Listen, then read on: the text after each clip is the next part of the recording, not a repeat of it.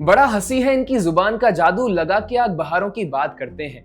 जिन्होंने रात भर चुन चुन के बस्तियां लूटी, वही नसीबों के मारों की बात करते हैं। वैसे तो ये पंक्तियां उत्तर प्रदेश के मुख्यमंत्री योगी आदित्यनाथ ने पूरी विधानसभा में विपक्ष के लिए इस्तेमाल की हैं, पर हम और स्पेसिफिक होते हुए इनको आरजेडी सांसद मनोज झा को डेडिकेट करते हैं।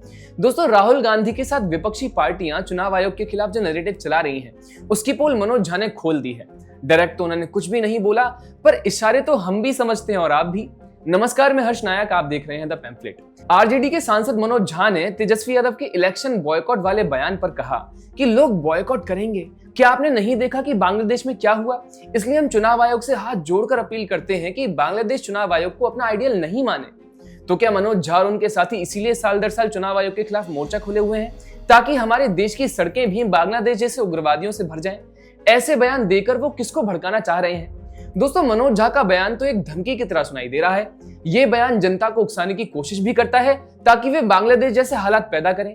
बांग्लादेश में क्या हुआ ये हम सभी जानते हैं। वहां की सरकार को उखाड़ फेंकने के लिए वायलेंस, केओस और वाइडस्प्रेड प्रोटेस्ट का सहारा लिया गया। मनोज झा का बयान सीधे सीधे जनता को वायलेंस और एनार्की की ओर धकेलने की कोशिश करता दिखाई देता है, जो कि भारत जैसे एक विशाल लोकतांत्रिक देश के लिए बेहद खतरनाक है। सवाल यह है कि एक सांसद के पद पर बैठकर वैसे इर्रेस्पॉन्सिबल बयान क्यों दे रहे हैं? क्या वे किसी टूल किट को फॉलो कर रहे हैं? ये सवाल और गंभीर हो जाता है, क्योंकि बांग्लादेश में जो कुछ हुआ उसमें एक टूल किट को फॉलो किया गया था। ये सब किसी से छुपा भी नहीं है।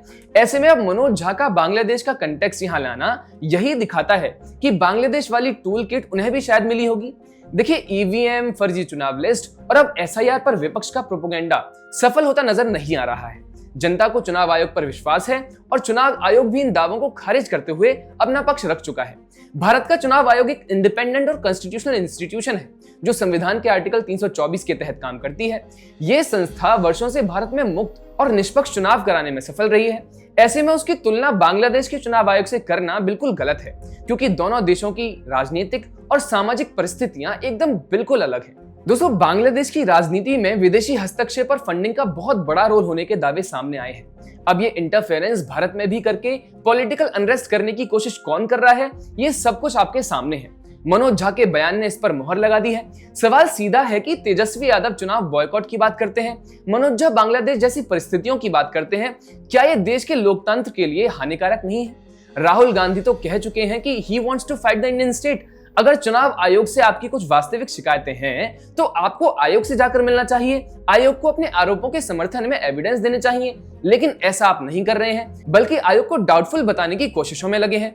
आयोग न्यूट्रल नहीं है तो फिर आपको कोर्ट में जाना चाहिए। ऐसा तो नहीं है कि आपके पास वकीलों की कमी है, लेकिन कोर्ट में भी आप नहीं जाना चाहते।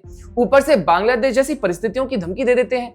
ऐसे में ये सवाल तो उठेगा ही कि क्या ये हिंसा और अराजकता को बढ़ावा देने का प्रयास नहीं है? क्या ये किसी षड्यंत्र का हिस्सा नहीं है? निश्चित तौर पर सरकार को और न्यायपालिका को इन बयानों को गंभीरता से लेते हुए जरूरी कानूनी कार्यवाही करनी चाहिए, जिससे कि देश के लोकतंत्र को सुरक्षित किया जा सके। मनोज झा के बयान पर आपका क्या कहना है, हमें कमेंट्स में जरूर बताइएगा।